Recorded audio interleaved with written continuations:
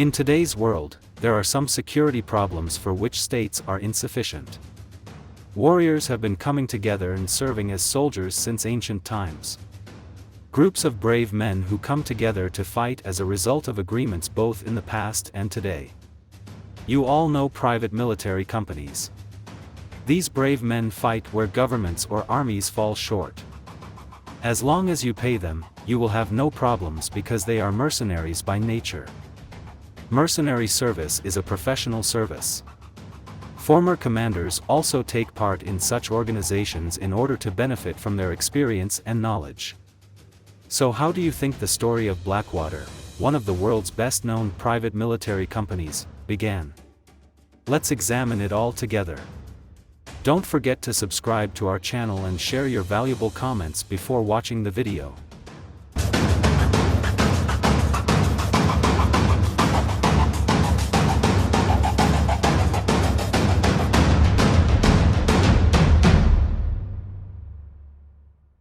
Blackwater USA was founded in 1997 by Al Clark and Erik Prince. They started out as a private security firm providing training support to law enforcement, the Department of Justice and military organizations. They received their first contract from the United States government after the bombing of the USS Cole in 2000. Their relationship with the US government grew stronger in the following years. In 1998, the company purchased a training facility in a murky swamp in North Carolina and officially adopted the name inspired by the murky water surrounding the training facility. It is from that swamp that the name Blackwater comes. The 6,000-acre training facility included indoor, outdoor, and urban reproduction shooting ranges, an artificial lake and a driving track. It was in this harsh terrain that Blackwater trained its soldiers. During the war in Iraq, Blackwater was one of several private security companies used to protect officials, security guards and military installations, train Iraqi army and police forces, and provide other support to the armed forces. Their first contact in Iraq was in the summer of 2003 when they signed a $21 million contract for the personal security detachment and 2 helicopters for Paul Bremer, the head of the U.S. occupation in Iraq. In 2004 they were one of 3 private military companies brought in for protective services in Iraq, Afghanistan, Bosnia and Israel. This contract brought in $488 million. The company was getting richer and richer, but with it some backlash. They continued to work for the government in the US, especially after Hurricane Katrina. In fact, they sent a free rescue team and a helicopter to help with relief efforts. During this time, they moved employees who were already under federal contract to protect government buildings to the area, charging the government $240,000 per day. Then, in the spring of 2006, Blackwater was one of 3 companies contracted to provide diplomatic security in Iraq. One of their jobs was to protect the U.S. Embassy there.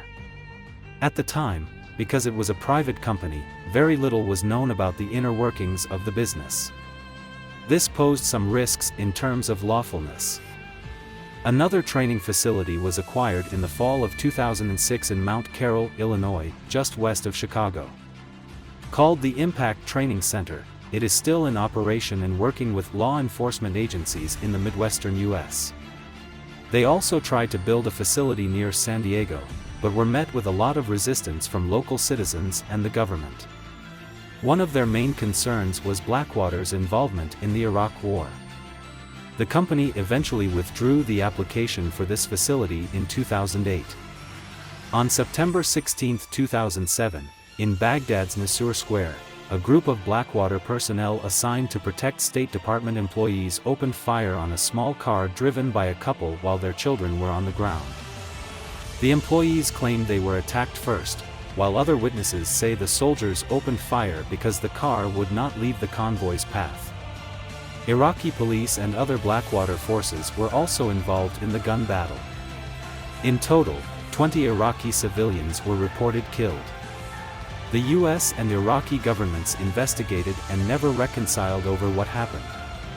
Years later, on December 22, 2020, President Trump pardoned 4 Blackwater members involved in the 2007 Nissour Square incident. They were Nicholas Slatin, convicted of first-degree murder and serving a life sentence, Paul Slew, Evan Liberty and Dustin Hurd. In pardoning the former Blackwater members, President Trump said that these veterans were working in Iraq in 2007 as security personnel responsible for ensuring the safety of U.S. personnel. The incident sparked national interest in the number of special forces used in Iraq and raised issues of legality, accountability and oversight. Questions have been raised about whether these personnel are helping or hurting the country's posture and mission in Iraq, and whether the U.S. should rely on private firms to fight and win wars. A 2007 census found that there were as many private Blackwater personnel in Iraq as there were members of the military, and this figure is thought to have been reduced. Private contract security has different missions from the military. Instead of following the government's plan to win a war, private security is tasked with protecting people or places. To be clear, the issues and questions raised about the use of private forces in Iraq and the costs, both moral and financial, of doing business in this way are not limited to Blackwater. Blackwater seems to be solely responsible for the lack of prominence of other military companies operating in the region. In 2008, Blackwater announced that it would begin to remove its services from security contracts due to the risks involved. In February 2009, Blackwater changed its name to Say Services LLC and restructured the company. One of the things it added was an ethics program. The following month, founder and CEO Erik Prince resigned, and in December of the same year he ceased participation in day-to-day operations. Say was acquired by a group of investors who formed a new company, Academy, and then merged with another firm to form Constellus Holdings in 2014. They continue to operate as Academy. Today, the company operates as the United States Training Center or USTC, a North Carolina training center. It conducts tactical and weapons training for military, government and law enforcement. They also offer courses in tactical driving, hand-to-hand combat and precision rifle marksmanship. They also offer many other services, such as maritime training and dog training for explosives and drug detection. The violations committed by the Blackwater Company in the operations in which it participated and the responsibility for its interventions are still debated today. Do you think the existence of private military companies can meet the security needs of states? What do you think about mercenarism? What do you think about the story of Blackwater? We care about your opinion, please share it with us.